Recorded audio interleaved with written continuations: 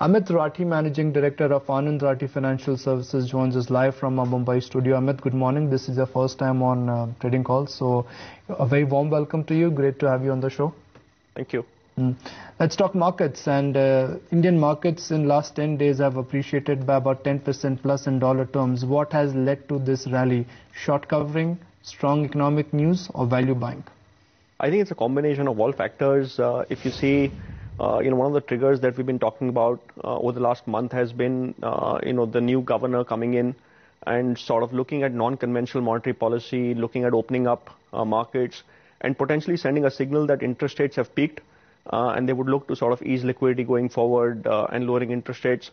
I think so. You've seen a combination of value buying. Yes, there's been some degree of short covering, but it's largely been value buying that's come in.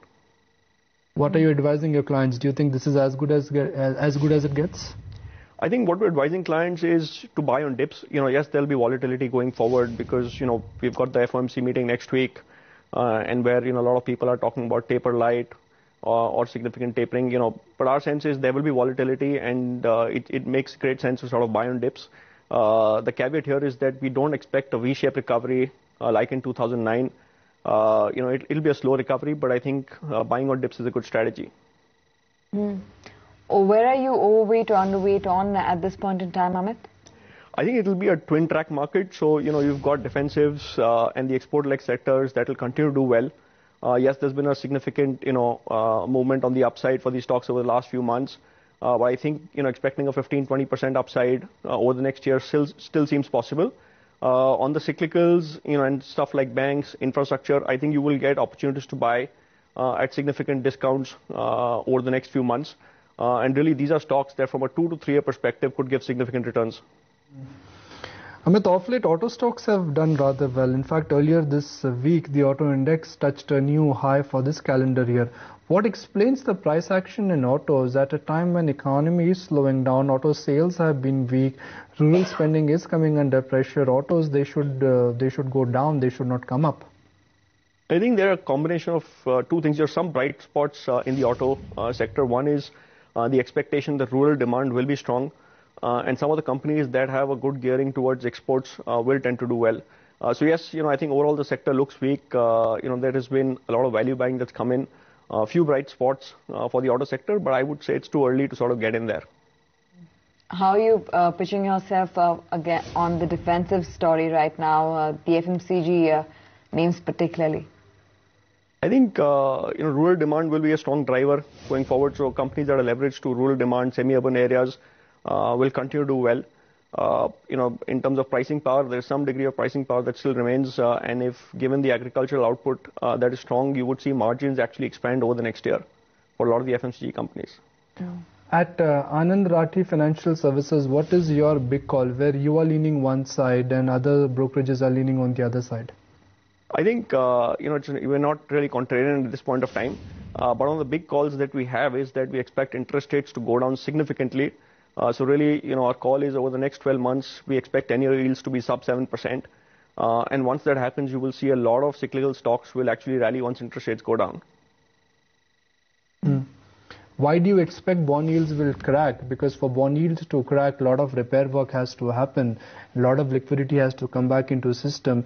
And given the kind of data we are working with, that's a big question mark there. I think one has to look at several factors here. Credit demand, is something that will soften. Yes, there's been a lot of demand from a working capital perspective, especially the oil companies, given, the rise in oil prices in rupee terms. But really, credit demand is something that we expect to continue to weaken over the next few quarters. And really, to kickstart growth, the government has to, or the RBI has to sort of look at, lowering, sort of easing liquidity and lowering rates. I think the big trigger will be for them to look, to find a level where once the rupee stabilizes, is when they will have flexibility to sort of bring down rates. We cannot sustain, we can't have a situation of 4.5% GDP growth and 10-year yields at 8.5%. Something has to give here, and I think once the rupee stabilizes, we'll actually see a significant appreciation on bonds. So, what's the outlook on the banking space and also the financial segment there, the NBFCs largely? I think on the banking sector, there are a lot of concerns on asset quality that have been there for a while. Our sense is that some of them are overdone. The Indian banking sector is largely state-owned. and you won't see a liquidity crunch or a situation where run on banks happens. If you go back to 98, 99, 2000, we had a similar situation where banks and financial institutions were fairly stretched. So if you looked at names like IDBI, ICICI, there were significant loans, exposures to sectors like steel, textiles, a lot of them that were underperforming. And I think we're in a similar situation right now. Banks have lent to companies that are going through a significant liquidity stress, but those are not unproductive assets. Once the cycle turns, they will become productive. So in the short term, yes, you will need restructuring, you will need evergreening, and there will be concerns, but I don't think these are structural issues. A lot of them will get solved over the next year or so, and over this period of time, you will get good value opportunities in banks. Amit, I'm with you when you make a case that PSU banks are looking attractive, they've gone below their book, and that is the historic bottom for them. But even though these stocks are approaching the turf value, there is no guarantee that they will appreciate. I mean, they can still hang in there for another year or so. I would agree with you. I think they're value buys, so they're not momentum plays, or we don't expect a V-shaped recovery in these banks. And there will be a lot more bad news over the next few quarters. But from a value buying perspective, this is a time when one should actually build position in these stocks. Momentum play in this market, is IT more like a momentum play, or are you bullish on the business prospects also there? I think we're fairly bullish on the business prospects as well. We've seen with the structural sort of depreciation in the rupee, there is a significant competitive advantage that's been built in. Over the last 3 or 4 years, there was a significant move back towards onshoring within the US, as the sort of differential between US rates and Indian rates had compressed significantly. I think we are back to somewhere, back to 2000, 2001 levels from a competitive positioning perspective. So I think over the next 2 or 3 years, we would see significant volume growth for IT companies. We're not sure about pricing power, but volume growth is something that will, or top line growth is something that we'd expect to see. Is demand growth going to be the key driver for pharmaceuticals, given also the currency benefit that's coming in there for some of the export-oriented names? I think the export-oriented names will continue to do well. Again, India is one of the few countries that has a strong sort of pharmaceutical export industry, and that they would benefit significantly from the rupee depreciation that we've seen. So, we've seen price again rally. But again, I think like technology services, I think expecting a 15-20% appreciation over the next year is something that looks very feasible. Amit, the bottom line of any conversation is stock picks. Let's crystallize that to some names, and I'll keep the market cap constraint open. You can pick Nifty stocks, Sensex stocks, or mid-cap stocks. Nikunj, I'm very sorry, I don't track stocks at a stock level, but I think, from a sectoral perspective, just to reiterate, we would have a portfolio, recommendation today to, I would say about 40 or 50% in some of the defensive names, and over the next few months sort of build exposures to the cyclical stuff, banking, infrastructure, and really, start to go overweight on the cyclicals. The only thing we would leave out is the metals or commodities pack, but really the other cyclicals and domestic cyclicals, we would want to build exposure and go overweight over the next 6 to 9 months.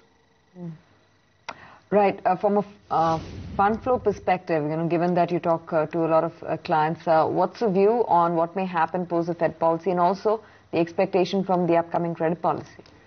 I think what we would love to see is, some move towards lowering rates.